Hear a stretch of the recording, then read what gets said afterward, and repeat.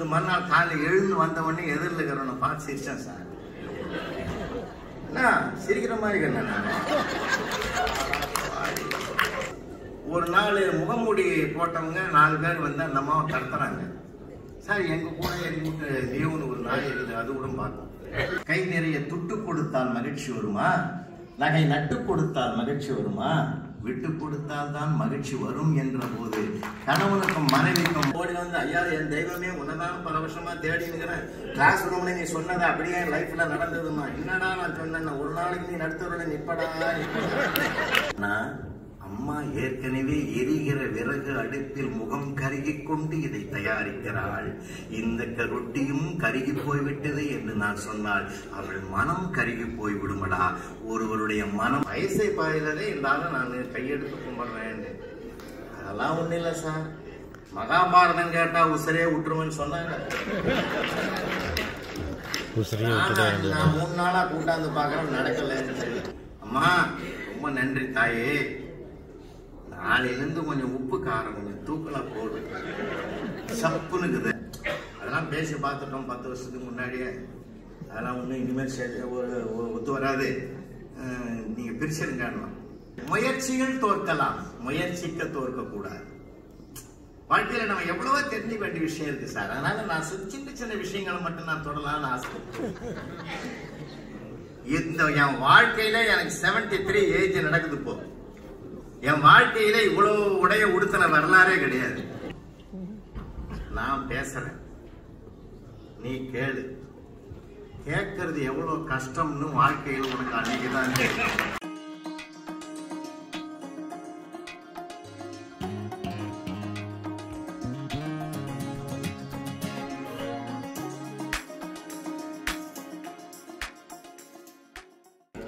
நாம் ஆவலுடன் எதிர்பார்த்துக் கொண்டிருந்த நகைச்சுவை நாவலர் புலவர் ராமலிங்கம் ஐயா அவர்களின் சிறப்புரை.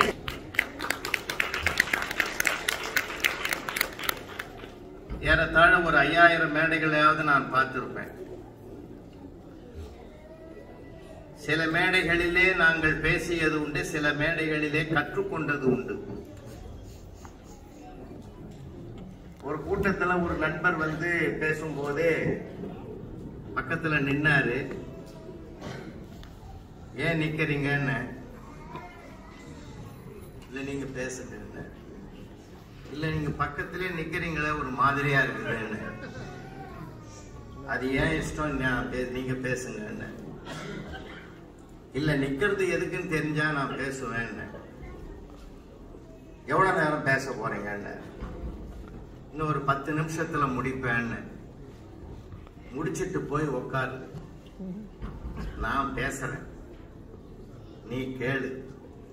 கேட்கறது எவ்வளவு கஷ்டம்னு வாழ்க்கையில் உனக்கு அன்னைக்குதான் தெரியும்.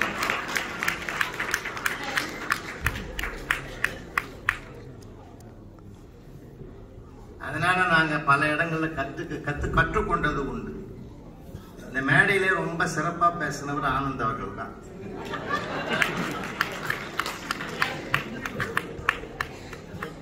அதை விட சிறப்பாக நான் பேசுவேன். வணக்கம் சொல்லிட்டு வந்துடலாம். அவர் நன்றியும் கூடுதலா ஒரு வார்த்தை சொல்லியிருக்காரு. உண்மையிலேயே பாண்டிச்சேரியினுடைய மேனாள் சபாநாயகர் பெருந்தகையாளர் அவர் இல்லை என்றால் பாண்டிச்சேரியில கம்பன் கழகமே இல்லை.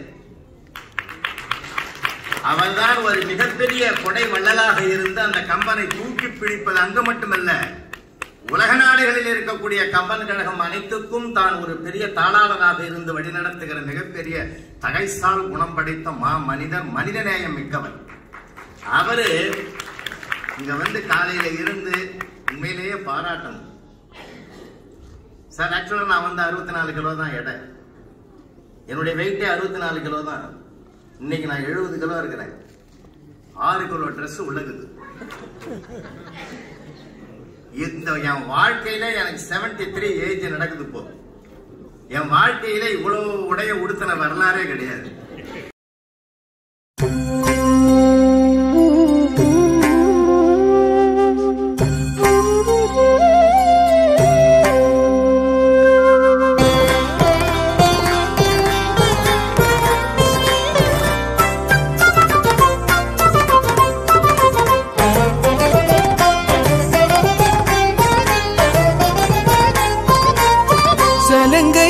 ஒலி நாதம் கடல்களில் அரங்கேற பாதங்கள் அசைந்தாடும் மரங்களின் அழகே.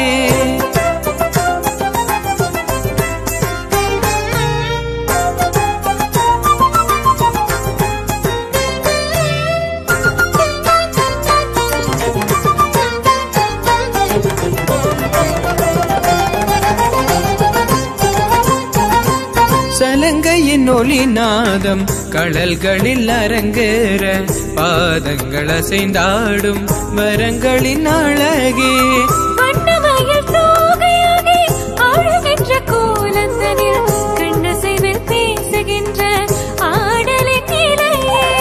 பொன்னுருவில் மின்னலாகி ஒளிகின்ற பாதம் கண்டு கையசைவில் வீசுகின்ற ஈடலின் கலையே.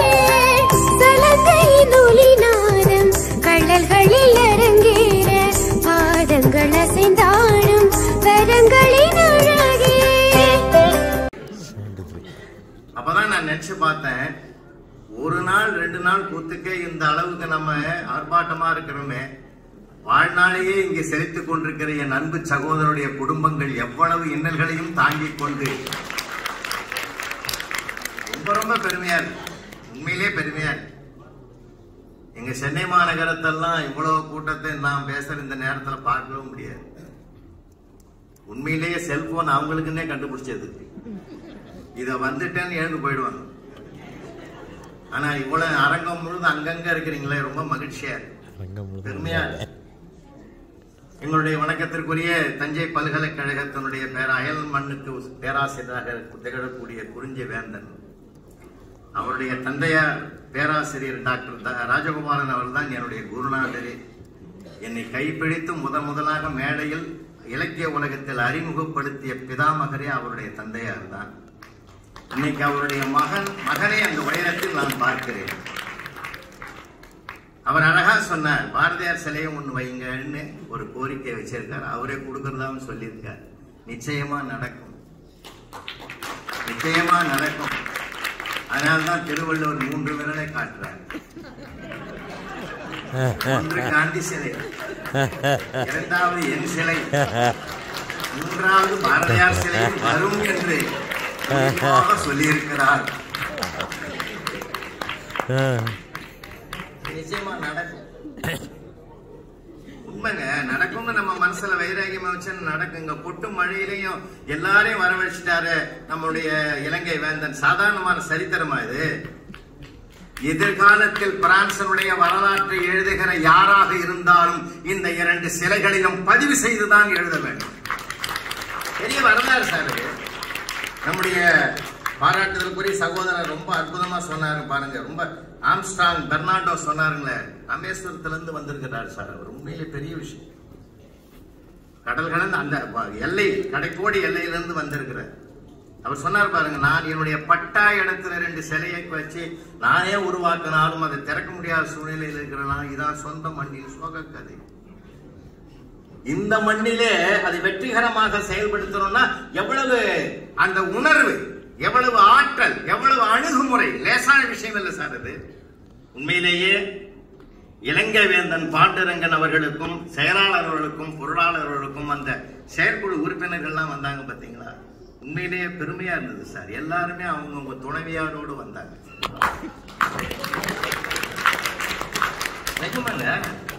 ஆனா ஒரு விஷயத்தை நீங்க கவனிச்சீங்களா, எல்லாரும் அந்த துணைவியார் வாங்க, அந்த துணைவியார் வாங்க, அவரு வாங்கன்னாரு இலங்கை வேந்தன்.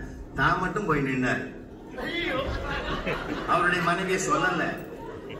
அவ்வளவு தைரியம் இல்லை. சிலைகளை திறக்கிறது கூட மேயர் முதலாளர்கள் வரவழைக்கிற தைரியம், வீட்டை கவர்னரா இருக்கிற தைரியம், அதான் என் லைஃப். அதைத்தான் திருவள்ளுவர் சொல்றார். இப்படிதான் இதுதான் வாழ்க்கையே. பெண்ணின் பெருந்தக்கை யாவுலன்னா திருவள்ளுவர். நானே ரொம்ப ரொம்ப ஆழமா பேசுவா, என்ன இயல்புல ஜாலியா பேசுவா, அவ்வளவுதான். ஏன்னா ரொம்ப சிந்தனையா பேசணும்னா நீங்க ஆய்வு எழுதணும். காலையில கூட பேசணும்னு சொன்னாங்க டால்ஸ்டாய்னு. உண்மையிலேயே டால்ஸ்டாய் தான் மகாத்மா காந்தியடிகளுடைய குருநாதர். 6 திருக்குறளை முதலாக எழுதி அனுப்புறார். அதுல இருந்துதான் 2 குறளை எடுத்து அகிம்சை சத்தியம் என்ற ஆயுதமாக கையிலே எடுத்துக்கொண்டு விடுதலையை பெற்று தருவதற்கு அந்த 2 குறட்பாக்கள் தான் காரணமாக இருந்தது. உள்ளத்தால் பொய்யாது ஒடுகின் உலகத்தார் உள்ளத்துள் எல்லாம் உளன் கொல்லான் புலானை மறுத்தானை கைகூப்பி எல்லா உயிரும் தோழும் என்ற 2 குறள். அது மட்டும் இல்ல, நிறைய நாள் இருக்குது. அங்கெல்லாம் போவோம். நாங்க போனோம்னா நாங்க ஆராய்ச்சியில போயிடும். சின்ன சின்ன விஷயங்களை வாழ்க்கையில கடைபிடிச்சாலே திருவள்ளுவர் நம்ம இடத்திலே வாழறாருன்னு நாம உணர்ந்துக்கலாம். இப்ப நம்ம கிருஷ்ணன் முனுசாமி அவரை பார்த்து நான் அவரும் தான் ஒன்னாதான் வந்தோம் பிளைட்ல. இவ்வளவு பெரிய ஆளுன்னு தெரிஞ்சிருந்தா பேசிக்கிட்டாது வந்து இல்ல சரியாக. அப்பதான் நான் நினைச்சுக்கிட்டேன், ஏன்னா சாதாரணமா இருக்க பாத்தீங்களா, அவர் பத்மஸ்ரீ விருது சார், சாதாரணமான விருது இல்லை. இந்திய தேசத்துல பத்மஸ்ரீ விருது மிகப்பெரிய உயரிய விருது. கற்றவர்களுக்கும் பேரைகளையும் நாடி சென்ற விருது இந்த எளிய மனிதனுடைய கைவண்ணத்துக்கு கிடைத்த மிகப்பெரிய பெருமை என்றால் சிந்திச்சு பாருங்க சார். அவருக்கும் ஒரு குறள் எழுதியிருக்கிறார் திருவள்ளுவர். அவருக்கும் ஒரு குறள் அன்னைக்கு 2000 வருஷத்துக்கு முந்தைய எழுதியிருக்கிறார். உருவு கண்டு எல்லாமே வேண்டும் உருள் பெரும் தேருக்கு அச்சாணி அண்ணாருடைத்துன்னு எழுதியிருக்கிறார். அவரை பார்த்தா யாராவது சொல்லுவாங்களா ஒரு பத்மஸ்ரீ இனே அவன் சொல்றதுக்குன்னு ஒரு இது வேணாமா அப்படின்னு. ஆனா என்ன அழகா, என்னுடைய வறுமையிலேயே ஒரு அழகுன்னு சொல்றாரு பார்த்தீங்களா. இந்த எளிமைதான் என் திருவள்ளுவர் வந்து உள்ளத்தில் வாழறாங்க. நீரே அவரை பாராட்டு. இத்தனை பெருமக்கள், இவ்வளவு பெரிய அற்புதமான ஒரு அரங்கம், இவ்வளவு கஷ்டப்பட்டு ஏற்பாடு செய்து இவருக்கு இன்னும் திருப்தி இல்லைங்க. இலங்கை வேந்தருக்கு இன்னும் சிறப்பா பண்ணியிருக்கணும், இன்னும் சிறப்பா பண்ணியிருக்கணும். அந்த எண்ணம் இருக்கிற போதுதான் எல்லாமே ஈடேறும். இன்னும் இன்னும் இன்னும் என்கிற முயற்சி ஒன்றை நான் நினைவுபடுத்துறேன். முயற்சிகள் தோற்கலாம், முயற்சிக்க தோற்க கூடாது. வாழ்க்கையில நம்ம எவ்வளவோ தெரிஞ்சுக்க வேண்டிய விஷயம் இருக்கு சார். அதனால நான் சின்ன சின்ன விஷயங்களை மட்டும் நான் தொடரலாம்னு ஆசைப்படுறேன். வாழ்க்கையினாலே ரொம்ப நம்ம காலங்காலமா கல்யாண பத்திரிகையில ஒரு ஊர்ல இது போடுவோம் தெரியுமா, நம்ம ஊர்ல அன்பும் அறமும் உடைத்தான் இல்வாழ்க்கை பண்பும் பயனும் அதுன்ற குறளை தவிர என் தாத்தம் பாட்டம் காலத்துல இருந்து இன்னைக்கு வரைக்கும் அந்த குறளை தான் போடுறோம். அந்த குறளை தானே போடுறோம், வேற எந்த குறளையாவது போடுறோமா? 1330 குறள்ல ஒரே குறள், அதை மட்டும்தான் வம்சாவளியா பரம்பரையா போட்டுன்னு வரும். நானே யோசிச்சேன், ஏன் இந்த ஒரு குறளை தவிர எந்த குறளையாவது போடக்கூடாதா? கட்டதனால் ஆய பயனின்குள் வாழறிவு நட்டால் தோழாரின் அவன் போடலாம் இல்ல, போடல. ஏன் இந்த குறளை மட்டும் நம்ம கல்யாண பத்திரிகையில் அடிக்கிறோம்? அன்பு என்றாலே மனைவி, அறம் என்றாலே கணவன், பண்பு எது, அது பயன் எது? பண்புள்ள பிள்ளைகள் தான் அந்த குடும்பத்தின் பயன். அம்மா அப்பா பிள்ளைகள் என்று ஒரு குடும்பத்தையே காட்டுவதனால் ஒரு குடும்பத்தை தொடங்குகிற திருமணத்திற்கு அந்த குறள் மட்டும்தான் பொருந்தும் என்பதனால் வம்சாவளியாக அந்த குறளை நாம் போடுறோம். இதுதான் குடும்பத்தினுடைய அடிப்படை, அன்பும் அறமும். இந்த அன்பை விட அன்பெனும் பிடியுள் அகப்படும் மலையண்ணன். ஆண்டவனே அன்புக்கு அடிமையாகிற போது சாதாரணமான அறிவு படைத்த மனிதன் அதற்கு அடிமையாக மாட்டானா? நான் போற இடங்கள்லாம் அதான் சொல்றது. நான் குடும்ப கூட்டங்கள்லாம் நிறைய பேசுவேன். சின்ன சின்ன விஷயங்களுக்கெல்லாம் டைவர்ஸ் போடணும். ஒருத்தன் புரட்ட விட்டான்னு ஒரு அம்மா டைவர்ஸ் போயிட்டு நடந்ததுங்க. நடக்காத நான் சொல்லல, ரொம்ப ரொம்ப சங்கடமா இருக்குது. எங்க ஊர்ல ஒரு கேஸ் வந்தது கோர்ட்ல.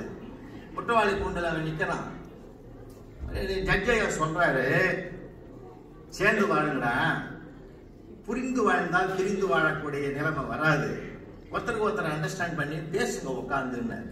அதெல்லாம் பேசி பார்த்துட்டோம் 10 வருஷத்துக்கு முன்னாடியே. அதெல்லாம் ஒன்றும் இனிமேல் ஒத்து வராது, நீங்க பிரிச்சிருங்க. நாம தீர்ப்பு எழுதுனா நீ வருத்தப்படக்கூடாது, என்ன வேணாலும் எழுதணும். அடுத்த மாதத்திலிருந்து பிரிவினை கோரும் இவர் தன் மனைவிக்கு ஜீவனாம்சமாக பாதி சம்பளத்தை கொடுக்க வேண்டும் தீர்ப்பு எழுதினார். இதை படிச்ச உடனே அவன் ரொம்ப சிரிக்க ஆரம்பிச்சான். கலகலன்னு சிரிக்கிறான். ஜட்ஜிக்கே சந்தேகம் வந்துட்டு, கஷ்டப்பட வேண்டிய நேரத்தில் ஏன் சிரிக்கிறேன்? இல்லை இல்லை ஏஜமா, 10 வருஷமா நான் முழு சம்பளத்தையும் கொடுத்துருந்தேன்.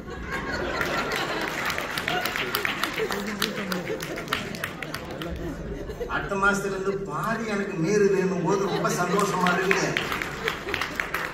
இப்படி ஒரு தீர்ப்பு நீங்க கொடுப்பீங்க தெரிஞ்சிருந்தா நான் 5 வருஷத்துக்கு முந்தைய கேஸ் போட்டிருப்பேன். ரொம்ப லேட் பண்ணிட்டேன்னு நான் ரொம்ப வருத்தமாகிறேன். அப்ப இவனுக்குள்ள இவ்வளவு கஷ்டமான அவர் யோசிச்சார். சார், வாழ்க்கை என்பது வாழ்வதற்காக பிறந்தோம். எந்த மனிதனும் தாழ்வதற்காக அல்ல, வீழ்வதற்காக அல்ல. அப்ப அந்த வாழ்க்கை என்பது ஒருத்தருக்கு ஒருத்தர் அழகா சொன்னாங்க நிறைய. எங்கள் கவிமாமணி அப்துல் காதர் ஒரு கவிதை சொல்வார். பட்டு கொடுத்தால் மகிழ்ச்சி வருமா, கை நிறைய துட்டு கொடுத்தால் மகிழ்ச்சி வருமா, நகை நட்டு கொடுத்தால் மகிழ்ச்சி வருமா, விட்டு கொடுத்தால் தான் மகிழ்ச்சி வரும் என்ற போது கணவனுக்கும் மனைவிக்கும், மனைவிக்கும் கணவனுக்கும், பெற்றோர்களுக்கும் பிள்ளைகளுக்கும், பிள்ளைகளுக்கும் பெற்றோர்களுக்குமாக ஒருவருக்கு ஒருவர் விட்டு கொடுப்பதற்கு, அனுசரித்து போவதற்கு தயாராகிவிட்டால் தெரிந்து கொள்வது வேறு, வாழ்க்கையை புரிந்து கொள்வது வேறு. நிறைய விஷயங்கள் நமக்கு தெரிஞ்சு வச்சிருக்கேன் சார், ஆனா புரியுதா? அதனால்தான் இன்னைக்கு 43 வருஷம் ஆகுது எனக்கு கல்யாணம் ஆகி. வீட்டம்மா காலையில கூட கேட்குது, நான் சொன்ன புரிஞ்சுதா? உண்மைங்க. அந்த வகுப்பறையில் கூட பாருங்க டீச்சர், நான் சொன்ன புரிஞ்சுதாடா? தெரிந்து கொள்வது வேறு, புரிந்து கொள்வது வேறு. இல்ல சில பேர் பாருங்க வீடுகள் எங்க ஊரெல்லாம் சொல்லுவாங்க, இங்க எப்படி சொல்ல முடியாது, ஒருவேளை அந்த வீடு இருந்தா போகலாம். இங்க பொதுவாகவே சொல்லுவாங்க, என் வீட்டு அம்மா சொல்லுவாங்க, எங்க அம்மா வீட்டுக்கு போய் ரொம்ப நாள் ஆச்சு, இங்க உழைச்சி வேலை செஞ்சு மாளலை, எங்க அம்மா வீட்டுக்கு போறோம் போ. எனக்கும் ஒரு நாள் வெறுப்பு வந்துட்டு போன்ட்டேன். அடுத்த பஸ்ல திரும்பி வந்துட்டான். என்ன அவங்க அம்மா கொஸ்டின், அவங்க அம்மா வீட்டுக்கு போயிட்டாங்க. வாழ்க்கையில என்னைக்கு விருப்பத்தோட இருக்கிறதுனா சார் வாழ்க்கையை. உண்மையிலே சில பேர் நான் பெண்களுக்கு சொல்றேன், தாய்மார்கள், நான் உண்மையிலேயே உங்களெல்லாம் கையெடுத்து கும்பிடணுமா, உங்களுடைய ஒத்துழைப்பு இல்லை என்றால் இந்த சிலை திறப்பு விழாவே நடந்திருக்க வாய்ப்பு இல்லை. இளைஞரங்கன் சாருடைய குழந்தையா இருக்காங்க, வந்தம்மா, பார்த்தோமா, வேலையை பார்த்தோமா, சம்பாதிச்சோமா, ஒரு வீட்டை கட்டணுமா, காரை வாங்கணுமா, மகிழ்ச்சியா இருந்தோமான்னு வீட்டுக்கு போய்மா, எப்பப்போ போய் வர்றது விட்டுட்டு ஒரு சிலையை எடுத்துன்னு என்ன பண்ண போறது? அந்த மனுஷன் சிலையாயிடுவார். ஆனா அவங்க ஊக்கமும் ஆக்கமும் உற்சாகமும் கொடுத்ததனுடைய விளைவுதான் சார். இது ஒவ்வொரு குடும்பத்துக்கும் பின்னணியாக அவர்கள் தான் இருக்காங்க. இல்லைன்னா செயலாளரும் பொருளாளரும் உறுப்பினர்களும் எத்தனை பேரும் ஓடி வர முடியுமா சார்? அப்போ ஒரு கூட்டு முயற்சி மாபெரும் வெற்றியின் சிகரமாக இன்றைக்கு அமர்ந்திருக்கிறது. பெரிய காரியம் சார் இது. நாங்க இப்ப கவிராஜ் அவர் வந்திருக்காங்க, நானும் வந்திருக்கேன்னா இது இதோட போகாதுங்க. நாம போற இடம்லாம் போய் பேசுவோம். அப்பதான் அவனுக்கு நான் பிரான்ஸ் போனது தெரியும்.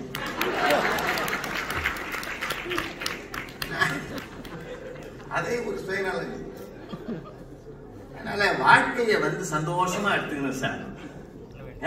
குறைய கூட நிறைய பார்க்க சொல்லியிருக்கிறார் திருவள்ளுவர். நீங்க மண்ணை சுட்டு திருவள்ளுவர் ஆகியிருக்கார் சார். மண்ணை சுட்டு திருவள்ளுவர் ஆகியிருக்கிறார். என்ன அழகா இருக்கு. சுட்டதை கூட அவர் சொல்லி இருக்கிறார். அவர்கிட்ட தான் இவர் சுட்டு இருக்கிறார். தீயினால் சுட்டவன் உள்ளாரும் மாறாதே நாவினால் சுட்டவன். என்ன சின்ன சின்ன தர்மத்தை நம்ம பின்பற்றினாலே திருவள்ளுவரை நீங்க படிக்கணும்னு அவசியமே இல்லை. திருவள்ளுவர் நமக்குள்ளே இருக்கிறார். ஒரு விஷயத்தை நான் நினைவுபடுத்தணும்னு கடமை. கொஞ்சம் பொறுமையா கேளுங்க. இது நடந்த நிகழ்ச்சி. தமிழ்நாட்டில் எம்எல்ஏ ஹாஸ்டல் இருக்கு சென்னையில். நான் சொல்றது பள்ளிக்கூடங்களை திறந்து வைத்து கல்வியை தொடங்கி வைத்த கடவுளாக கருதப்படுகிற பெருந்தலைவர் காமராஜர் முதலமைச்சராக இருந்த காலத்து கதை நான் சொல்றேன்.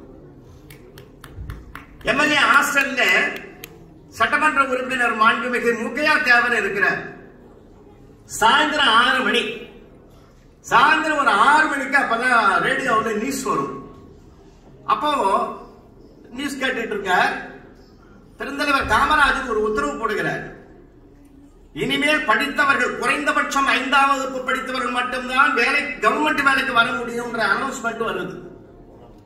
முக்கையா தேவருக்கு அங்கே ஊழியம் செய்கிற கடைநிலை ஊழியர் பேரு மண்ணாங்கட்டி. அவன் பேர் மண்ணாங்கட்டி. இத காதல விழுந்தது. சாமி என் வேலை போதே படிச்சவன் ஓணுட்டாரு கவர்மெண்ட் வேலைக்கு. நான் படிக்கலையே, என்ன பண்ணுவேன்? நீங்க தான் முதலமைச்சருக்கு நெருக்கமா இருக்கிறீங்களே, எனக்காக ஒரு வார்த்தை சொல்லுங்க சாமி, நான் குழைக்கணும்.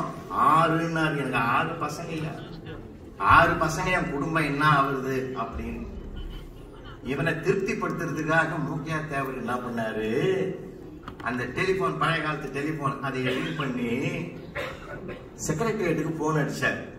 அவருக்கு என்ன மனசுல எண்ணம்னா 6 மணி ஆயிட்டுது, எல்லாம் எழுந்து போயிட்டு இருப்பான். இப்ப யாருமே அங்க இருக்க போறது இல்லை. இந்த மண்ணாங்கட்டி மாதிரி இன்னொரு கடைநிலை பியூன் தான் அங்க இருப்பான்.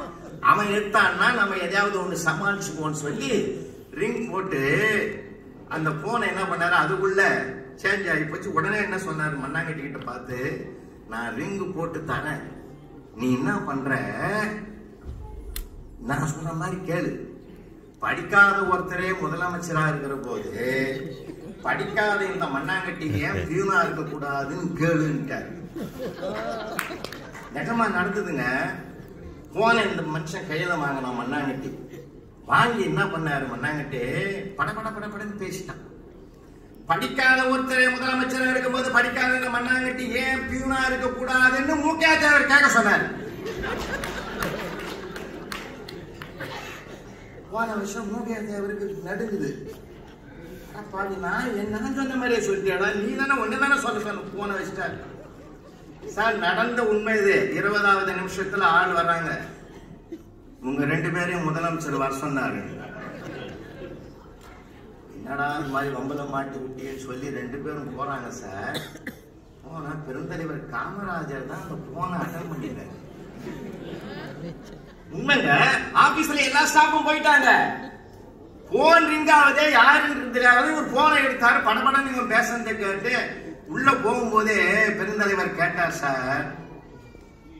என்ன கேட்டார் தெரியுமா, நீதான் மண்ணாங்கட்டியா, மன்னிச்சுக்கப்பா உன்ன மாதிரி ஆளுதான் இங்க இருக்கிறாங்க, நான் மறந்துட்டோம்பா, நாளைக்கே ஜீவோவை மாத்திடுறேன்பா, இனிமேல் வேலைக்கு வர்றவங்க படிச்சிருக்கணும்னு நான் ஜீவோவை மாத்திடுறேன், மண்ணாங்கட்டி வந்ததுக்காக மன்னிச்சுக்கோன்னு அந்த பெருந்தன்மையோடு அந்த பெருந்தலைவர் சொன்னாரு. செவிகைப்ப சொற்பொருக்கும் வேந்தன் கொடை கவிகை கீழ் தங்கும் உலகு. இதைத்தான் திருவள்ளுவர் 2000 வருஷத்துக்கு முன்பே சொல்லியிருக்கிறார். செவிகைப்ப சொற்பொருக்கும், காது பொறுக்க முடியாத அளவுக்கு ஒருத்தன் பேசினாலும் அதை பொறுத்து கொண்டு அதை மன்னித்து அதை பெருமையாக ஏற்றுக்கொள்ளுகிற மனித தெய்வம் உள்ளவரையில், மனித தெய்வம் ஒரு மன்னனாக இருந்தால் அவனுடைய குடைக்கு இந்த ஆட்சி மிக நன்றாக இருக்கும் என்று 2000 வருஷத்துக்கு முந்தைய வள்ளுவன் எழுதின குறளுக்கு ஒரு உதாரணமாக பெருந்தலைவர் காமராஜர் அவர்கள் வாழ்ந்திருக்கிறார் என்று சரித்திர வரலாறு இருக்கிறதே சாதாரணமான விஷயம். அவர் குறளை படிச்சுட்டா சொன்னாரு, நம்முடைய குணங்கள் இயல்பானதாக அமையுமானால் குறள் தானாகவே நம்மோடு சேரும். குறளை படிச்சுட்டு தான் ஒருத்தன் வாழணும்னு அவசியமே கிடையாது. நான் சொல்றது ஒண்ணுங்க, நான் பல ஆண்டுகள் ஆசிரியராக இருந்தேன். 36 ஆண்டுகள் ஆசிரியர் பணியில இருந்தேன். என் பிள்ளைகள் எல்லாம் நான் ரொம்ப ரசிப்பேன். ஒரு பையனை கூட நான் அடிச்ச வரலாறே கிடையாது. அத்தனை ஆண்டுகள்லயே 10 நாளைக்கு முந்தி கூட ஒரு பையனை பார்த்தா அவன் பெரிய ஆளா இருக்கிறான், குடும்பஸ்தான். தம்பி உன்னை எங்கேயோ பார்த்த மாதிரி ஞாபகம் தான், உங்ககிட்ட தான் படிச்சா வேலை இல்லாம சுத்தி கிடக்குறான். அதுக்கு நானா காரணம்? அவன் அப்படித்தான் சொல்லுவான். அன்னைக்கு அப்படிதான் பேசினா, இன்னைக்கு அப்படித்தான் பேசணும். சிலதெல்லாம் ரசிங்க வாழ்க்கையில். திருவள்ளுவர் சொல்றது எல்லா குறளையும் கூட விட்டுடுங்க, 2 குறளை எடுத்துங்க. இனிய உளவாக இன்னாத கூடல் கனியிருப்ப காய் கவர்ந்து. இது நம்மால முடியாதா? பெரிய பெரிய விஷயம் நம்மால முடியாது, அது வேற. அதெல்லாம் விட்டுருங்க. அரசுக்கு சொல்றது, அமைச்சருக்கு சொல்றது, அதிகாரிக்கு சொல்றது, தனி மனிதருக்கு சொல்றது, சமுதாயத்துக்கு சொல்றது, அதெல்லாம் நம்மால முடியாது, அது வேற. தன்னெஞ்சறிவு போய் தப்பின் தன்னெஞ்சே தன்னை, அதெல்லாம் விட்டுடுங்க சார். எல்லா மனத்துக்கள் மாசிலனாதல் அனைத்திறன் ஆகலினர், அது கூட வேணாம் சார். எல்லாத்தையும் விட்டுங்க. இனிய உளவாக இன்னாத கூடல் கனியிருப்ப. சார் நல்ல வார்த்தைகளை பேச முடியாதான் நம்மால? சின்ன விஷயம். மனிதனை இணைக்கிற பாலமே வார்த்தைகள் தானே. வார்த்தைகளே பலம், வார்த்தைகளே பலவீனம். ஒரு பூனை கூட நம்ம வீட்டுல குட்டி போட்டுதுன்னா ஒரே இடத்துல வைக்காது சார், இடமாற்றம் செய்யும். பார்த்திருக்கீங்களா? வாயால தான் கவிக்கிட்டு போகும் அந்த குட்டிகளை எல்லாம். அதே குட்டிகளுக்கு பசின்னு வந்தா உணவா எலியை பிடிக்கும், எலி செத்து போயிடும். அதே வாயால தான் பிடிக்கும். அந்த பூனைக்கு தெரிகிறது எப்பொழுது வன்மையை கையாளணும், எப்பொழுது மென்மையை கையாளணும்னு. ஒரு பூனைக்கு கூட தெரிந்திருக்கிற வாழ்க்கை ரகசியம் மனிதர்களுக்கு தெரியவில்லையே என்று நினைக்கிற போது அதர்மமா எவ்வளவு பேர் பேசலாம் சார். எப்படிலாம் யோசிக்கிறான் தெரியுமா? தாம்பரத்துல எனக்கு ஒருத்தன் நண்பர் இருக்கிறான் சார், உடம்பு சரியில்லை. மடிப்பாக்கத்தில் ஒரு டாக்டர் இருக்கிறாரு, போய் பார்த்துட்டு வாடான்னு. டோக்கன் வாங்கணும்டா, ரொம்ப பெரிய டாக்டர்லான்னு. நான் பார்த்துக்கிறேன், உன் பேர் சொல்லிட்டு உள்ளே போயிடுறேன்னு. நேராக போனான் சார். போன வேகத்தில் 1/2 மணி நேரத்தில் வந்துட்டான். அதுக்குள்ளேனா பார்த்துட்டேன்னு. இல்லை போய் அனுப்பிச்சு பார்த்தி, அவங்க மேலே தான் எனக்கு கோபம். என்னடா கோவப்படுற அளவுக்கு நான் ஒன்று செஞ்சுட்டேன்னு. ஒன்றும் இல்லை, டாக்டர் கிளினிக் உள்ளே போகும்போதே அந்த ஆள் போர்டு வச்சுக்கிறான், மேலே போகும் வழின்னு போர்டு வச்சுக்கிறான். நானே உயிரை கையில் பிடிச்சும் போகிறேன். இதை படிச்சதுமே எனக்கு பகீர்னு ஆகி போச்சுன்னா. சரிடா, அது அங்கே ஃபர்ஸ்ட் ஃப்ளோரில் வச்சுக்கிறாரு கிளினிக்கு. மேலே படி இருக்குது, அதுக்காக மேலே போகும் வழியும் கீழே வச்சுக்கிறான் போர்டு. இதில் என்ன தப்பு கண்டுபிடிச்சேன்னு அதை நான் தைரியப்படுத்திக்கிட்டு தான் நான் மேலே போனேன். அங்கே போனால் டாக்டர் வைகுண்டம்னு இருக்குது. ரெண்டுமே சென்டிமெண்ட்டாக சரியில்லை, நான் வந்துட்டேன்னா. அதுக்கேடா அப்படியாடா அர்த்தம் எடுக்கிறது. அவன் பேரு வைகுண்டம். மேலே போகிறதுக்கு படிக்கு போறதுக்கு சொல்லி வச்சுக்கலாம். நாம இப்படி புதர்க்கமா சிந்திக்கிறோம். நம்ம நாட்டில் எத்தனை பேர் இருக்கான்னு தெரியுமா உங்களுக்கு? அடுத்தவர்களுடைய மனதை காயப்படுத்தாத புனிதமான வார்த்தைகளை எவர் ஒருவர் தேர்ந்தெடுத்து பேசுகிறாரோ அங்குதான் திருவள்ளுவர் வாழ்ந்து கொண்டிருக்கிறார் என்று நான் வணக்கத்தோடு சொல்றேன். சந்தோஷமா பேசுறேன் சார். இன்னொரு பொருள் எனக்கு ரொம்ப பிடிச்ச பொருளுங்க. எனக்கு மட்டும் சிரிக்க தெரியவில்லை என்றால் எப்பொழுதோ தற்கொலை செய்து கொண்டிருப்பேன் அண்ணல் காந்தியடிகள் சதி சோதனையில் எழுதியிருக்கார். நகல்வல்லல் அல்லார்க்கு மாயிரு ஞானம். இந்த மிகப்பெரிய பிரம்மாண்டமான பிரபஞ்சமே சிரிக்க தெரியாதவனுக்கு பகல் பொழுதே கிடையாதுடா, அது கூட அவனுக்கு இருட்டுதான். வாழ்க்கையில கலகலப்பா கடவுள் கொடுத்த ஒரே கொடை சிரிப்பதுதான். சில பேர் சொல்லுவான் தெரியுமா உங்களுக்கு, நான் எப்ப சிரிச்சு பார்த்துக்கிறேன். ஆட சண்டாளப்பா, அது ஒரு தகுதியா வச்சுக்கிறான் அவன். உண்மையிலே நான் அமெரிக்காவெல்லாம் ஒரு 3 மாசம் பயணம் பண்ண. உண்மையிலே எனக்கு பிடிச்ச செய்திகள் நிறைய இருக்கு. பிடிக்காத ஒருத்தருக்கு ஒருத்தர் சார் பக்கத்துல யாரு அவரிடம் தெரியாது, எந்த நாட்டுக்காரன் எழுந்த உடனே ஹாய் அப்படி ஒரு புன்னகை. அதாவது புன்னகை என்ப மொழிதான் உலகத்தின் பொது மொழி. புன்னகை தான் உலகத்தின் பொது மொழி, எல்லாருக்கும் புரியுது. நான் சிரிச்சா நீங்க சிரிக்கலாம், நீங்க சிரிச்சா நான் சிரிக்கலாம், அதுல என்ன சார் பஞ்சம் இருக்குது? இதை 3 மாசம் சுத்தி பார்த்துட்டு எனக்கு ரொம்ப பிடிச்சதுன்னு சொல்லி நம்ம ஊர்ல இதை ஃபாலோ பண்ணணும்னு சொல்லி வீட்டில் போய் 10 மறுநாள் காலையில் எழுந்து வந்த உடனே எதிரில் இருக்கிறவனை பார்த்து சிரிச்சேன் சார். என்ன சிரிக்கிற மாதிரி இருக்கேன் நான். அப்பதான் நினைச்சேன் இது அங்கதான் இன்றைக்கு வேலைக்கு ஆகாது. ரொம்ப சிரமமா, அது இந்த நூற்றாண்டுல ரொம்ப சிரிக்க மாட்டான், ஒன்றும் பண்ண மாட்டான்.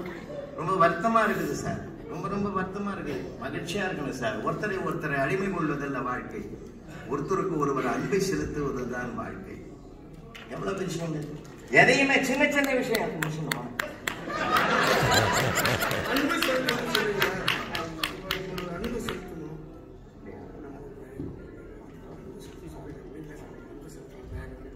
மேயர் அவர்களுக்கு அன்பு செலுத்துகிற நேரம். ஐயா வாங்க வந்துருங்க. மன்னிக்கணும் ஐயா, அன்பு செலுத்துற நேரம் பார்த்து நான் வந்துட்டேன். நமது வீடு ஒரையால் அப்படிதான் சொல்லணும், மேரி. Monsieur le maire de Montréal, il nous présente parce qu'aujourd'hui Marcel Noël, il y a plein de trucs dans la ville, pour ça on a pris cette salle, sinon là-bas. Monsieur le maire, Lanthony, Raphaël, grâce à lui, tous ils ont eu le visa pour venir en France pour cet événement. C'est lui qui va directement envoyer les mails pour l'ambassadeur, il parle avec eux. Aucun qui n'a pas été refusé. Ça c'est merci.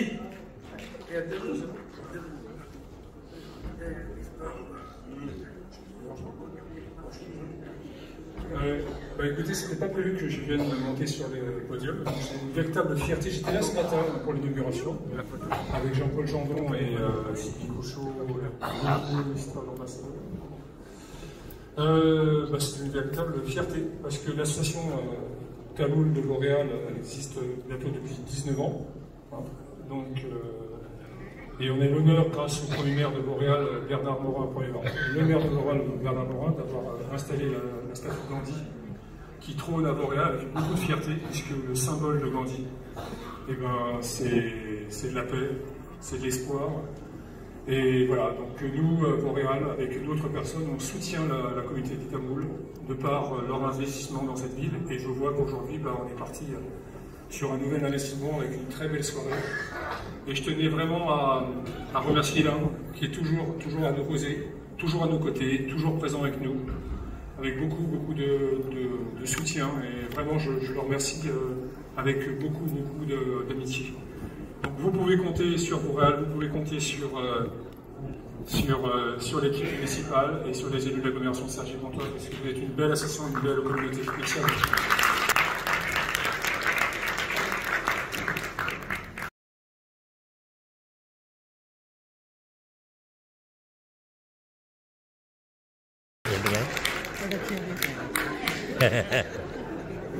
நான் ஆரம்பிப்பேன், break பண்ணுவா.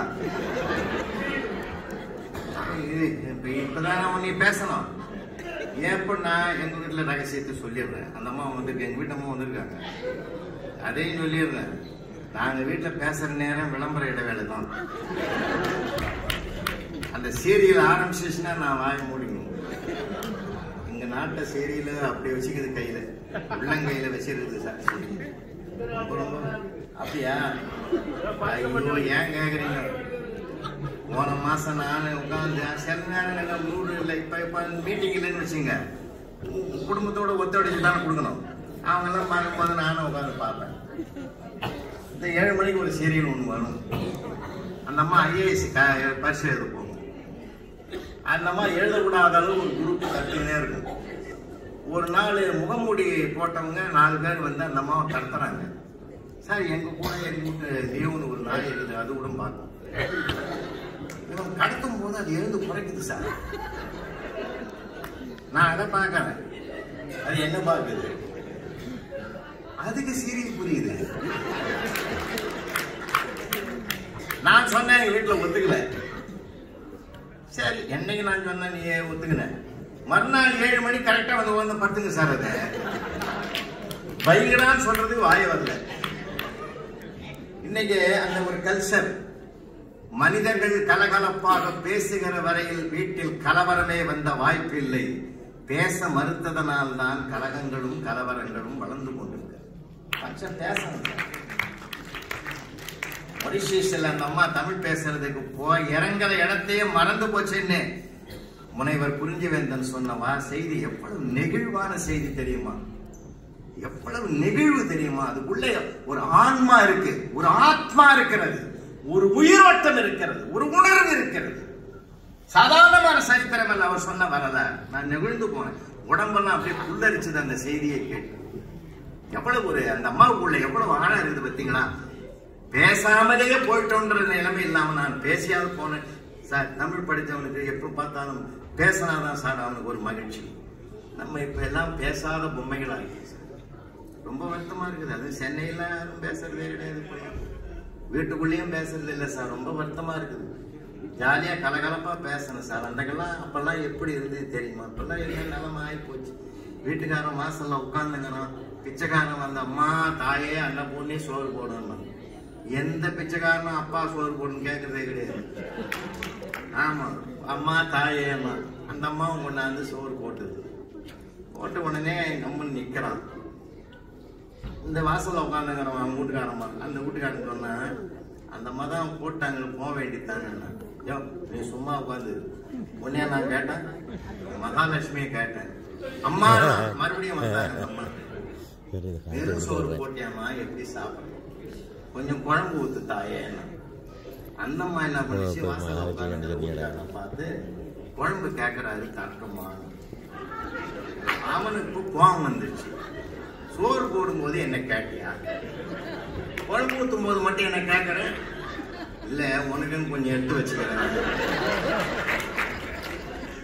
அதான் கொடுக்கலாமா வேணாமா? அவன் ஏற்கனவே அவனை வில்லனா பார்த்து கொடுத்துரு அவரே அனுபவிக்கிட்டான்.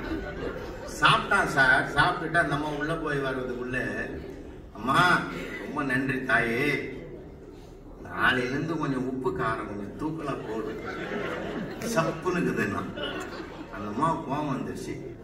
நன்றி கட்டவனே, 25 வருஷமா நான் போட்டதை சாப்பிட்டு உட்காந்துக்கிறான் என் வீட்டுக்காரர். உனக்கு என்னடா அவ்வளவு ருசின்னு நான் கேட்பனா தாயே? நான் தான் கேட்க முடியல, நீயாவது கேட்கற, உனக்கு ஒரு 20 ரூபா கொடுக்குறேன் நான் தான் சொன்னேன். திருவள்ளுவர் சொல்றாரு, புகழ் புரிந்த இல்லிலோர்க்கு இல்லை இகழ்வார் முன் ஏறு போல் பேழுநடை. புகழுக்கு உரிய ஒரு ஆடவன் தலை நிமிர்ந்து புகழுக்கு உரியவனாக வீதியில் வலம் வருகிறான் என்றால் இல்லற மனையரத்தின் வேறாக இருக்கிற அவனுடைய மனைவி தலை சிறந்தவளாக இருக்க வேண்டும். அங்க இருந்தால்தான் இவன் புகழோடு வாழ முடியும். என்ன அருமையான வாழ்க்கையா, சாதாரணமான வாழ்க்கையாங்க. உண்மையில சொல்றேன், எவ்வளவு விஷயங்கள் இருக்கு. அதனாலதான் நான் திரும்ப திரும்ப சொல்றேன், நல்ல வார்த்தைகளை பரிமாறிக்கொள்வோம். வார்த்தைகள் தான் ஒரு மனிதனுடைய வாழ்க்கையினுடைய சிறப்பையை உயர்த்தி காட்டுகிற சிகரத்தில் கொண்டு வந்து உட்கார வைக்கும். சின்ன சின்ன வார்த்தைகளை நாம தேடுவோம். நிறைய விஷயங்கள் சார். அதனால்தான் பாரதி கூட சொன்னான் தெரியுமா உங்களுக்கு, பொருள் இருப்பவர்கள் பொருளை தாருங்கள். பொருள் இல்லையா, போகிற இடத்தில் கிடைக்கும் என்று அருள் வார்த்தையாவது சொல். இதை விட தர்மம் உலகத்துல உண்டாயா? என்கிட்ட இல்ல, உனக்கு கொடுக்கறதுக்கு போற இடத்துல கிடைக்கும். தமிழ் அழகா பேசினாங்க. தமிழை பத்தி நம்ம கவிதாஜ் அவர்கள் ரொம்ப அழகா சொன்னாங்க அந்த தொடக்க காலத்தில். உண்மையிலே நம்ம மொழி அவரவர் தாய்மொழி அவரவருக்கு உயர்ந்தது, அதுல மாற்று கருத்துக்கு இடம் இல்லை. நம்ம மொழி ஒரு தனிச்சிறப்புடையதுன்னு நாம பார்க்கிற பார்வையில நாம சொல்றோம். எங்க வாத்தியாரே எனக்கு சொல்லி கொடுத்தாரு, அதை நினைவுபடுத்துறேன். 8th B நான் படிச்சுக்கிட்டு இருக்கேன். உயிரெழுத்து மெய்யெழுத்து சொல்றாரு. அப்போ எப்படி சார் நினைவில் வச்சுக்கிறது? என்ன புள்ளி இல்லாத எழுத்தலாம் உயிர் எழுத்துறா, புள்ளி வச்சு எழுத்தலாம் மெய் எழுத்துறா, ஞாபகம் வச்சுக்க முடியுமான்னாரு. சூப்பரா முடியும் சார், எளிமையா இருக்கு சார். என்ன ராத்திரி மூளை வேலை செஞ்சது.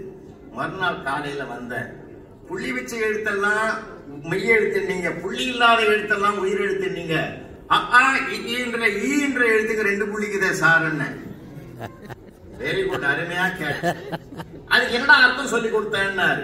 ஈ என்றால் கொடுன்னு அர்த்தம் சொல்லி கொடுத்தீங்க சார். ஈ அப்படின்னா கொடு, ஈத்துவக்கும் இன்பம் அப்படின்னு திருவள்ளுவர் எழுதுறாரு. ஈ அப்படின்னா கொடுன்னு சொல்லி கொடுத்தீங்க சார்ன்னு. புரியுதா? இப்ப பார், எங்க இருந்து கொடுப்ப? உள்ள இருந்து கொடுப்பேன் சார். அதனால தாண்டா உள்ளே இருந்து கொடுப்பதற்காகத்தான் எழுத்து வடிவத்திலே உள்ளே ஒரு புள்ளி வெளியிலே ஒரு புள்ளி, உள்ளே இருப்பதை வெளியிலே கொடு என்று எழுத்து வடிவத்திலேயே அந்த அர்த்தத்தை சொல்லுகிற மொழின்னு சொன்னார் பார்த்தீங்களா? அதுதான் மொழியினுடைய அழகு. என் வகுப்புனா நான் நேரடியா பாடம் நடத்த மாட்டேன்.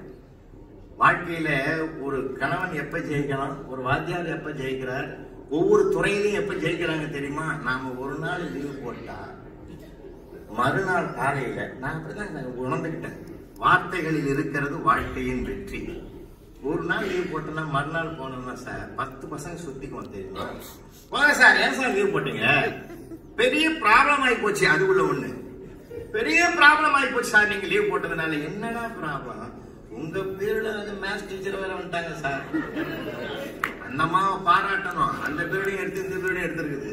ஆனா அவனுக்கு அது ப்ராப்ளம் ஆகி போச்சு, இனிமேல் தான் லீவ் போடாதீங்க சார் அப்படின்னா எனக்கு எவ்வளவு மகிழ்ச்சியா இருக்கும். நான் ஜெயிச்சுட்டேன். இப்படி கேட்கணும், என்ன சார் ஒரு வாரம் லீவுன்னாங்க அதுக்குள்ள வந்துட்டீங்க, நான் அந்த இடத்துக்கு போவேன். வாழ்க்கையினுடைய சரித்திரமே சில வார்த்தைகள்ல இருக்கு சார். சாதாரணமான விஷயம் இல்லை, எவ்வளவு விஷயங்கள் இருக்கு. நான் வகுப்புல நான் அப்படிதான் நடத்துவேன், அவனா புரிஞ்சுக்கிற மாதிரி நடத்துவேன். ஒரு திருக்குள்ள வச்சே சொல்றேன், இது ஒரு அனுபவம். ஈரோடு பக்கத்துல சித்தோடு மகாபாரதம் பேச போயிருந்தேன். நான் மகாபாரதம் 10 நாள் பேசுவேன், ராமாயணம் 10 நாள் பேசுற ஆளு. சங்க இலக்கியங்கள் எல்லாத்தையுமே பேசுவேன். நீங்க இப்போ எந்த தலைப்பை மாற்றி திடீர்னு கூப்பிட்டா கூட அந்த தலைப்பை நான் 1 மணி நேரம் பேசுவேன். அது வேற விஷயம். அந்த மாதிரி என்னுடைய ஆசிரியர் பெருமக்கள் வளர்த்திருக்கிறாங்க. சித்தோடுல போய் மகாபாரதம் பேச போனோம். 5 நாள் தான் சொற்பொழிவு. 3 நாள் பேசுறேன். ஒரு நடுத்தர வயதுடைய சகோதரி மூத்த ஒரு வயதுடைய அம்மாவை அழைச்சிக்கிட்டு வந்து ஆட்டோல பவ்யமா இறங்கும், கதை கேட்கும், 2 மணி நேரம் பொறுத்து வீட்டுக்கு கூட்டின்னு போகும். இதை நான் சைட் பை சைட் பார்த்துட்டு 4வது நாள் கேட்டேன், அம்மா உங்க அம்மாவா தாயே? அன்பா கூட்டுன்னு வர, அன்பா கூட்டு போற? இல்லைங்கய்யா, எங்க மாமியாருன்னு. இந்த நூற்றாண்டுல மாமியார் இவ்வளவு பவ்யமா கூட்டு வந்து உட்கார வச்சு கதை கேட்டு கூட்டம் போறேன்னா புண்ணியவதி உன்னை நான் வயசை பாயிலதே இருந்தாலும் நான் கையெடுத்து கும்பிடுறேன். அதெல்லாம் ஒண்ணு இல்ல சார். மகாபாரதம் கேட்டா உசரே விட்டுருவேன்னு சொன்னாங்க. நான் 3 நாளா கூட்டாந்து பாக்குறேன் நடக்கலன்னு சொல்லி அதுக்குள்ள அவ்வளவு வேதனை இருக்குன்னு எனக்கு தெரியாது சார். சில நேரங்கள் எல்லாம் பாத்தீங்கன்னா நம்ம அனுபவங்கள் தான் வாழ்க்கை நிறைய தெரியுமா உங்களுக்கு. பிறப்பெனப்படுவது யாதனை கேட்டேன் பிறந்து பார் என்று இறைவன் சொன்னான். இறப்பெனப்படுவது யாதனை கேட்டேன் இறந்து பார் என்று இறைவன் சொன்னான். மனையார் சுகம் யாதனை கேட்டேன் மணந்து பார் என்று இறைவன் சொன்னான். நட்பெனப்படுவது யாதனை கேட்டேன் பழகிப்பார் என்று இறைவன் சொன்னான். அனைத்தும் நான் அனுபவித்துத்தான் தெரிய அறிய வேண்டும் என்றால் ஆண்டவனே நீ எதற்கு என்றேன். ஆண்டவன் சற்று அருகே வந்து அந்த அனுபவம் என்பதே நான் தான் என்றான். அனுபவத்துலதான் சார் நிறைய உண்மைகள் கிடைக்கும். வள்ளுவர் கூட 1330 குறளையும் உட்கார்ந்த இடத்துல எழுதினாரா. அவர் என்னென்ன அனுபவங்களை பெற்றாரோ அந்த அனுபவங்கள் தான் குறள். அனுபவங்கள் தான். இல்லைன்னா 1.25 அடியில் எழுத முடியுமா? நான் கேட்கிறேன் 1.25 அடினா ஒரு ஆணுக்கும் ஒவ்வொரு பெண்ணுக்கும் சென்று சேர வேண்டிய குரல் தான் 1.25 அடி எழுதியிருக்காரு. ஏன் அவருக்கு 2 அடி எழுத தெரியாதா? 7 சொற்களை எழுதினவருக்கு 8வது சொல் எழுத தெரியாதா? அது 2 சீரா பண்ணிருக்க கூடாதா? அளவடியாக மாத்திருக்க கூடாதா? மாத்திருக்கலாம். ஏன் தெரியுமா? நீங்க நாளைக்கு நான் சொல்றதை டெஸ்ட் பண்ணி பாருங்க. ஒரு கடற்கரை ஓரமாக இருக்கிற மணல்ல ஒரு கணவனும் மனைவியும் ஆணும் பெண்ணும் நடந்துட்டு அந்த பாதங்கள் பட்ட இடத்தை பாருங்க. ஆண் காலடி பட்ட இடம் பெரியதாக இருக்கும். பெண்ணினுடைய காலடியின் பாதம் சிறியதாக இருக்கும். மேலே இருக்கிற அடி ஆணுக்கான அடி, கீழே இருப்பது பெண்ணுக்கான அடியாக 2 அடியிலே உலகத்தையே அடியாக அளந்து பார்த்து எழுதியவன் தான் வள்ளுவன் என்ற அர்த்தம் ஆழ்ந்த தன்மை நமக்கு புரியும். ஒவ்வொரு பொருளும் அர்த்தநாரீஸ்வரருடைய வடிவம். ஆண் பாதி பெண் பாதி என்ற அர்த்தநாரீஸ்வரருடைய வடிவம் அது எல்லாருக்குமாக எழுதப்பட்டது. இந்த இடத்துலதான் இந்த மனிதனுக்கு தான் தமிழனுக்கு தான் என்பதெல்லாம் அல்ல. வள்ளுவன் தன்னை உலகனுக்கே தந்து வான்புகழ் கொண்ட தமிழ்நாடு என்று மகாகவி பாரதி மார்தட்டி பாடுவதற்கும் அதுதான் மிகப்பெரிய காரணம். உலக நோக்கி சென்றது. ஏன் தமிழன் எப்பொழுதும் தான் படைக்கிற இலக்கியங்களாகட்டும் இலக்கணமாகட்டும் ஒரு குறிப்பிட்ட மாநிலத்திற்காக அதை உரிமையாக்கவில்லை, உலகத்திற்கு உரிமையாக்கினான். அதனால்தான் அகர முதல எழுத்தெல்லாம் ஆதி பகவான் முதற்றே உலகு என்றுதான் முதல் குரல் உலக நோக்கி வருகிறது. உலகலாம் உணர்ந்து ஓதற்கரியவன் நிலவுலாவிய நிர்மதி வேணியின் அழகில் சோதியன் அம்பலத்தாடுவான் மலர் சிலம்படி வாழ்த்து வணங்குவான் என்று சேக்கிழார் பெருமான் 63 நாயன்மாருடைய திவ்ய சரித்திரத்தை பெரிய புராணத்தை படைக்கிற போதும் எழுதியிருக்கிறார். உலகம் யாவையும் தாமுள வாக்கலும் நிலைபெறுத்தர நீக்கல் நீங்கதா அழகிறார் விளையாட்டுடைய அரவர் தலைவர் அன்னவர்க்கே சரணாங்களே என்றுதான் 10,000 பாட்டை முத்தாக தந்திருக்கிற கவி சக்கரவர்த்தி கம்பன் கூட உலகம் நோக்கிதான் முதல் பாடலையே படைத்திருக்கிறான். உலகம் கோப்ப வளநேர்வு திரிதரு பலர்புகழ் ஞாயிறு கடல் கண்டான் என்று திருமுருகாற்று படையை பாடிய நக்கீர பெருமானும் உலகத்தை தான் முன்னிறுத்து பாடுகிறார் என்றால் தமிழனுக்கு ஒருபோதும் குறுகிய மனம் கிடையாது. அவன் படைக்கிற அத்தனை படைப்புகளும் உலக நோக்கித்தான் படைக்கப்பட்டதாகத்தான் வரலாறு எழுதுகிற மிகப்பெரிய உண்மை என்றால் அதுல திருக்குறள் உயரே உலக பொதுமறையாக இருக்கிறது. இன்னும் ரொம்ப இந்த சிலைக்கு என்ன அழகு தெரியுமா உங்களுக்கு? நடந்து காட்டியவர் ஒருவர் குறள்படி குறளை நடக்க வேண்டும் என்று எழுதியவரும் இங்கே சிலையாக பிரான்சில் இருக்கிறார், நடந்தவரும் இங்கே இருக்கிறார் என்றால் இதைவிட ஒரு பொருத்தம் உலகத்திலே எங்கும் அமையாது என்ற ஒரு பார்வையையும் நான் பார்க்கிறேன். சாதாரணமான விஷயங்கள் பிள்ளைகளுக்கு ஒரு குறளை எல்லாம் சொல்லிக் கொடுங்க. 1330 குறள் ஒப்பிக்கிற குறளை நான் பிள்ளைகளை நான் பாராட்டுறேன். ஆனால் ஒரு குறள் படி வாழுகிற பிள்ளைதான் அதைவிட மிக உயர்ந்தவர் என்று நான் மதிக்கிறவன். என் பிள்ளைகள்லாம் இன்னைக்கு நான் எனக்கு படிச்சவங்க உயரத்துல இருக்கிறான் சார். அவனுக்கெல்லாம் மது குடிக்க மாட்டான், எந்த கெட்ட பழக்கம் இல்லை. பண்பாட்டை தான் அவனுக்கு முத நான் விதைச்சேன். நம்ம சிலை வல்லுனர் அது வில்லியனூர், நான் வில்லியனூர் வில்லன்னு சொன்னேன் காலையில. ஏன்னா கவலைன்னு ஒரு சொல் இருக்கு தெரியுமா உங்களுக்கு? கவலை இருக்கு. அந்த வான்ற எழுத்து எடுங்க, கலை. கவலை என்று சொல்லல வா எடுத்துட்டா கலைன்னு ஆயிடும். கலையில் மனம் பதிந்து விட்டால் கவலை தானாக போகும் என்ற ஒரு உண்மையான ரகசியத்தை கூட அது சொல்வதாகவே நான் கருதுறேன். என்ன கைவண்ணம், நமக்கெல்லாம் நாட்கள சொல்வண்ணமா வருது, அவருக்கு கையிலே மண்ணு விளையாடி அவரை விண்ணளவுக்கு உயர்த்தி இருக்கிறதுனா எதையும் எவன் ஒருவன் பயன்படுத்துகிறானோ பயன்படுத்துகிற வகையில் தான் அதனுடைய உயர்வும் தாழ்வும் இருக்கிறது என்பதற்கு இதுவே ஒரு உதாரணமாக இருக்கிறது. அதெல்லாம் சொல்றேன். வகுப்புல கூட குரல்படி வாழ சொல்லி கொடுங்க. ஒரே ஒரு குரல்படி அவன் வாழ்ந்தாலே போதும். ஒரு குரல் அந்த ஈரோட்டுல சித்தோட்டில் பேசிட்டு மறுநாள் ஸ்கூலுக்கு வந்தேன். நேரம் இல்லை வீட்டுக்கு போறதுக்கு. பெட்டி படிக்கலாம் இங்கேயே போட்டுட்டு குளிச்சுட்டு ரெடி ஆகி 7th ஸ்டாண்டர்ட் தான் கிளாஸுக்கு போறேன். 7ஆம் வகுப்பு மாணவன். அந்த வகுப்புக்கு போனா என்னடா நீங்க பாடம்னு திருக்குறள் சார். திருக்குறளா? தலைப்பு சொல்லு சார். இன்னைக்கு சார் சுற்றந்தடால் சார். சுற்றந்தடால ரைட். காக்கை கரவா கரைந்துண்ண மாக்கமும் மண்ணை நீராக்கே உள்ள குரல் தானே சார். எப்படி சார் பார்க்காம சொல்றீங்க? 3 வருஷமா நடத்துறேன். 3 வருஷமா நடத்துறேன். மனசுக்குள்ளே நினைச்சேன். அதெல்லாம் மனசுலயே ஆகி போச்சுதான். நம்ம கவனிக்க ஆரம்பிச்சிட்டான். நானும் வந்து டைரக்டா பொருளுக்கு போறது இல்லை, அர்த்தத்துக்கு போறது இல்லை. காக்காயை பார்த்திருக்கியா அப்படின்னு ஒரு பையனை எழுப்பினேன். எழுமலை காக்காயை பார்த்திருக்கியா வீட்டுல? சார் அமாவாசைக்கு அன்னைக்கு கிருத்திகை இன்னைக்கு ஏகாதசிக்கு வெள்ளிக்கிழமைக்கெல்லாம் எங்க அம்மா கொண்டு போய் சோறுக்கு கொண்டு போய் அங்க வச்சு முதல் நாள வச்சுட்டு காக்கான்னு ஒரு குரல் கொடுங்க சார். 10-15 காக்காங்களை சேர்ந்துக்கு சார். அப்படியே ஷேர் பண்ணி சாப்பிடுங்க சார். அங்கே சண்டை போடாது சார். ஒருத்தருக்கு ஒருத்தர் அடிச்சுக்காது சார். நல்லா காட்சியை நான் பார்த்திருக்கிறேன் சார். சபாஷ். இதைத்தாண்டா திருவள்ளுவர் சொல்றாரு. அவரு இதே சார் சொல்றாரு. ஆமாண்டா, அவன் என் கூட வந்துருவான். இதைத்தாண்டா சொல்றாரு. ஒரு காக்கையை நோக்கி சோறு வைக்கப்பட்ட சோற்றை தன் இனத்தையே அழைத்துக் கொண்டு அது சேர்ந்து சாப்பிடுதே, அது போல நீ செல்வம் வசதி வந்த காலத்தில் உன் உறவுகளை எல்லாம் அழைத்து பகிர்ந்து கொடுன்னு நமக்கு பாடம் சொல்றாரா திருவள்ளுவர். சபாஷ் சார். இன்னும் ஒருத்தன் சார் ஒரு சந்தேகம். என்னடா இது எக்ஸாம் கேள்விக்கு பரீட்சைக்கு வருமா சார்? கேள்வியா வருமா சார்? ஏன்னா அவனுக்கு அது ஏண்டா இது வந்தா நான் படிக்கவே மாட்டேன் சார். அப்படியே எழுதிடுவேன் சார். நீங்க சொன்னது அப்படியே மதில் ஞாபகம், அம்மா கொண்டு போய் சோறு வைக்கிறது ஞாபகம், அப்படியே காக்காயெல்லாம் கூப்பிடுறது காதல ஒலிக்குது, ஷேர் பண்ணி சாப்பிட்றதெல்லாம் கண்ணுக்கு தெரியுது. ரொம்ப நல்லா இருக்குது சார். இதை கேட்க சொல்லுங்க சார். கேட்க அவங்க அவனுக்கு இப்படியே பேசி முடிச்சோம் சார். அந்த வகுப்பை நான் எப்பயுமே ஒரு ரவுண்டு பார்ப்பேன். அப்படி ரவுண்டு பார்த்தேன்னா ஒரு பையன் கம்முன்னு உட்காந்து, ஏன்டா உனக்கு புரியலையாடா? உடம்பு சரியா? உடம்புலாம் சரியாதான் இருக்கு.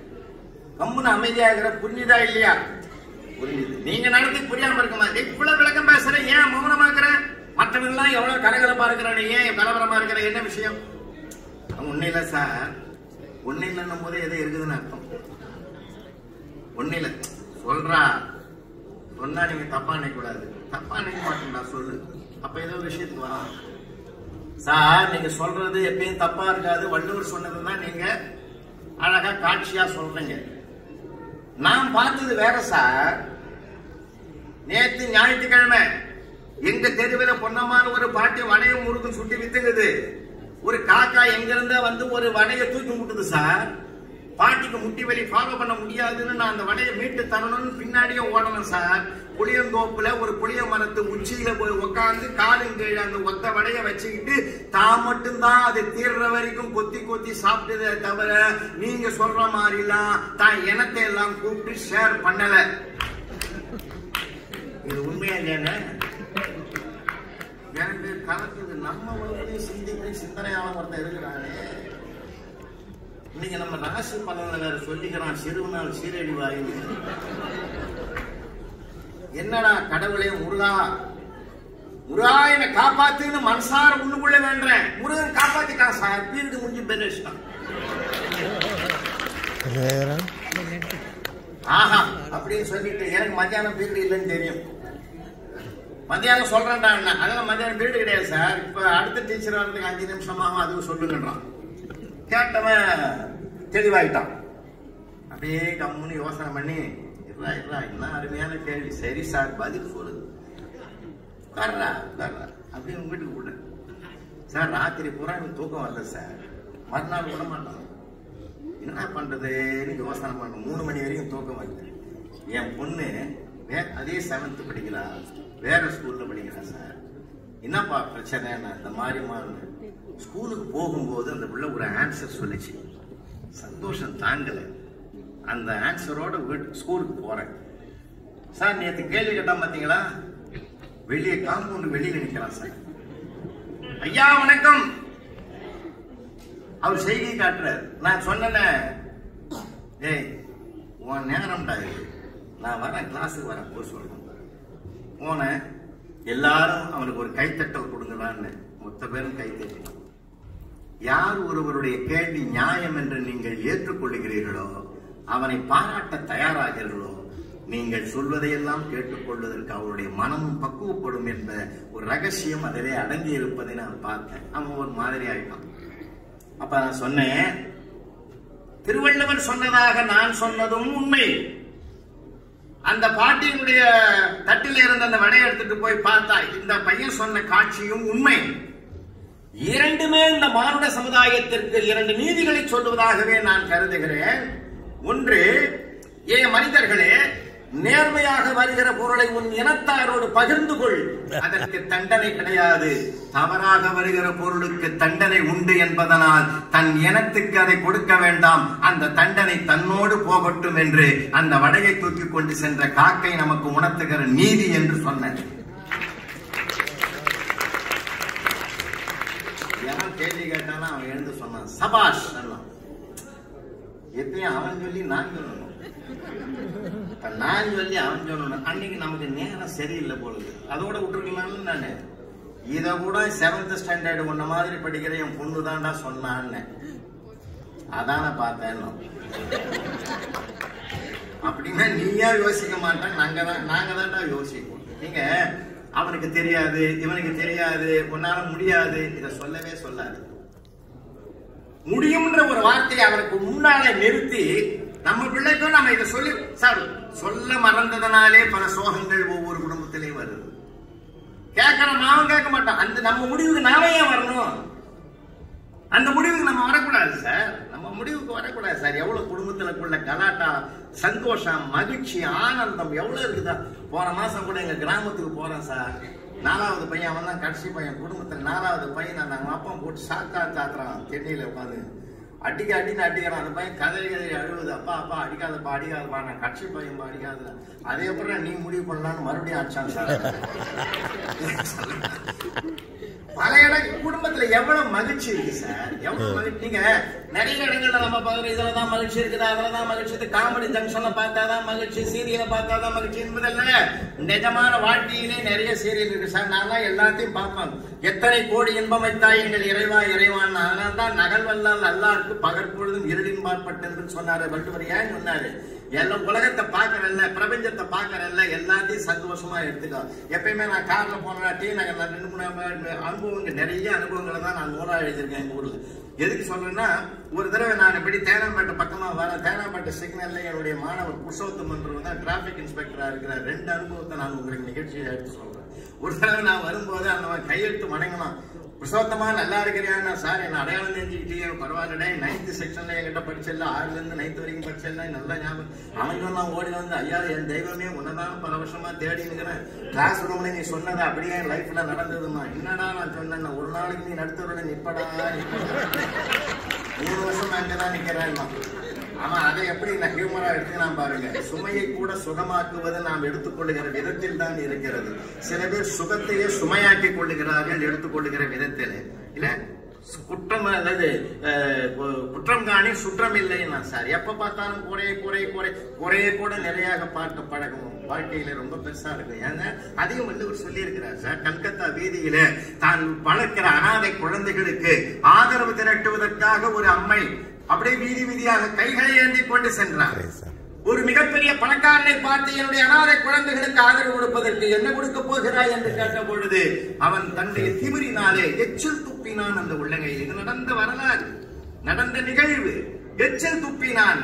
அந்த அன்னைக்கு கோபம் வரவில்லை, அப்படியே துடைத்துக் கொண்டு, நண்பா எனக்கு கொடுக்க வேண்டியதை கொடுத்து விட்டாய், என் குழந்தைகளுக்கு நீ என்ன கொடுக்க போகிறாய், அப்பொழுது அதை கொடு என்று கேட்கிறார் மறுபடியும். அதைத்தான் திருவள்ளுவன் அன்னைக்கே எழுதினான், மிகுதியால் மிக்கவை செய்தாரை தான் தன் தகுதியால் வென்று விடல்.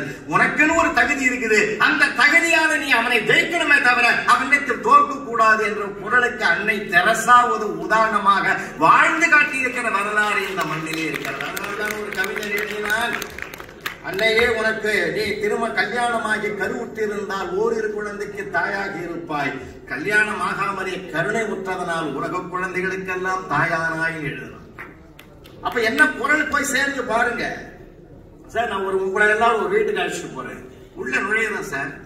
உள்ள நுழையிறேன். வீட்டுக்கே ஒரு அர்த்தங்கள் நிறைய இருக்கிறது, நேரம் இல்லை.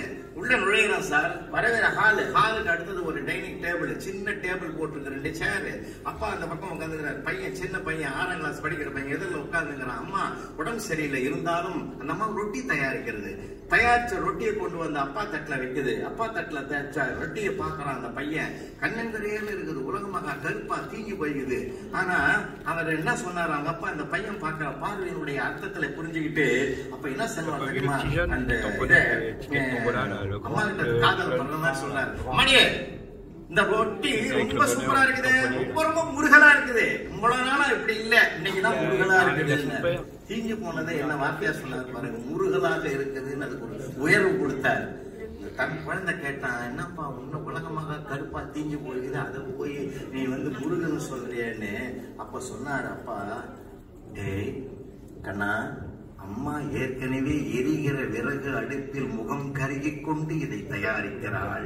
இந்த ரொட்டியும் கருகி போய்விட்டது என்று நான் சொன்னால் அவள் மனம் கருகி போய்விடுமடா. ஒருவருடைய மனம் கருகுமாறு நாம் பேசக்கூடாது என்று அந்த பிள்ளைக்கு அந்த தந்தை அறிவுரை சொன்னார். அந்த குழந்தை பிற்காலத்தில் பெரிய பதவியில் உட்கார்ந்த போது கூட ஒரு குழந்தை அவரை பார்த்து கேட்டது, அங்கிள் அங்கிள் நீங்க சலூனுக்கு போய் முடிவெட்டிக்க மாட்டீங்களான்னு கேட்டது. அந்த குழந்தையை பார்த்து அந்த மாமனிதர் சொன்னார், ஆமாண்டா கண்ணா, நீ கேட்ட கேள்வி அற்புதமான கேள்வி. உன் முடியை பார்க்கிறேன், விளைகின்ற நெற்பயிர் பச்சை பசேல் என்றிருக்கிற காலத்தில் நிமிர்ந்து நிற்பது போல் இருக்கிறது. என் முடியோ விளைஞ்ச விளைச்சல் வரப்பில் சாய்ந்து கிடப்பது போல் கிடக்கிறது.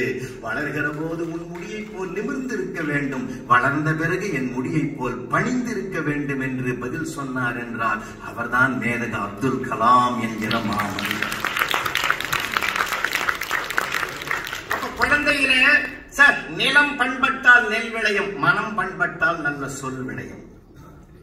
மனத்துக்கண் மாசு இறங்காதல் அனைத்தரனாகது நேரவிர எதையும் மகிழ்ச்சியாக எடுத்துக் கொள்ளுங்க. நிறைவாக நேரத்தின் அருமைகள் ஒன்றை சொல்லி நான் நிறைவு செய்வேன்.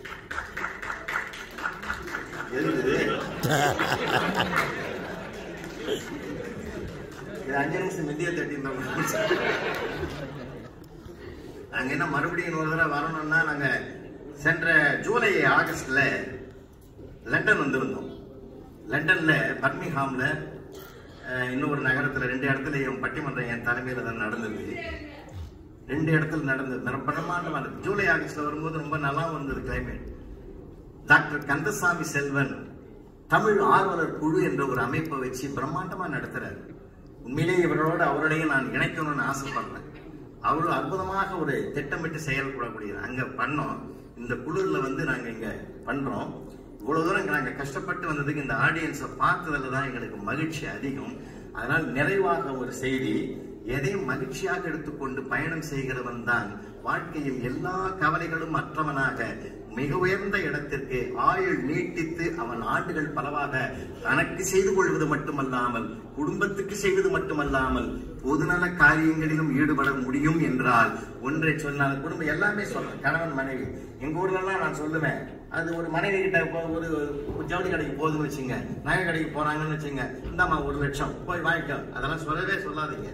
இங்க கூட ஷாப்பிங் பண்ணமா ஹஸ்பண்ட் அண்ட் ஒய்ஃப் 2 பேரும் சேர்ந்து போவோம். அங்க ஒரு லைஃப் கிடைக்கும் சார், ஒரு ஆனந்தம் கிடைக்கும், ஒரு மகிழ்ச்சி கிடைக்கும்.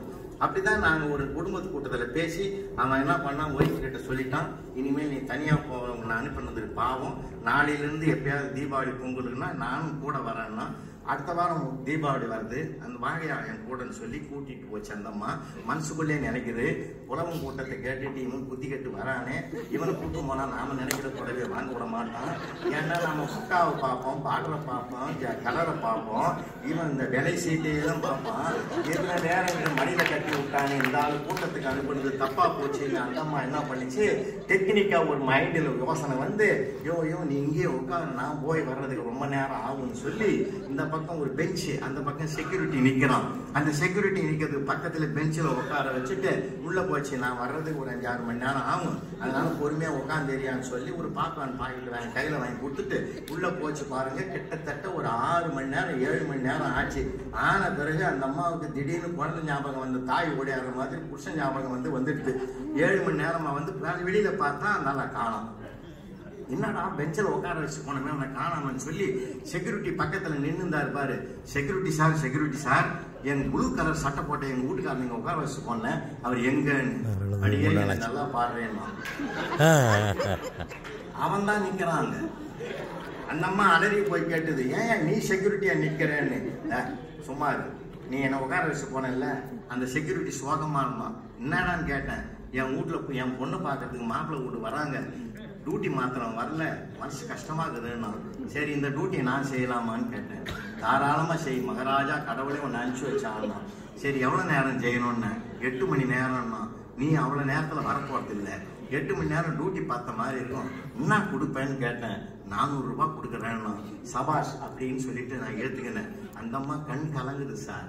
ஜோசியன் சொன்ன அன்னைக்கே 10 பொருத்தத்துல உனக்கு எனக்கு மன பொருத்தம் தான் 100% இருக்குதுன்னா, அது இன்னைக்குதான் நான் லைஃப்ல பாக்குறேன். எடுத்து வச்ச புடவைக்கு 400 ரூபாய் குறையுதே. கரெக்டா சம்பாரிச்ச பத்தியா. இதாயா கணவன் மனைவி, இதாயா லைஃப். அன்பும் மரணம் உடைத்தாய் நீள் வாழ்க்கை, பண்பும் பயனும் அது. நன்றி, வணக்கம். கனடாவில் பிரம்ப்டன் நகரில் வாழும் மக்களுக்கு ஒரு அரிய சந்தர்ப்பம். உங்கள் விசேட வைபவங்களுக்கு தேவையான கேக் வகைகளை வடிவமைத்து தருகிறார்கள் பிரம்ப்டன் கேக் ஹவுஸ் நிறுவனத்தினர். உங்கள் தேவைகளுக்கு இன்றைய நாடுங்கள் பிரம்ப்டன் கேக் ஹவுஸ். உங்கள் தொடர்புகளுக்கு டிஸ்கிரிப்ஷனில் அவர்களுடைய தொலைபேசி இலக்கம் தந்துள்ளோம்.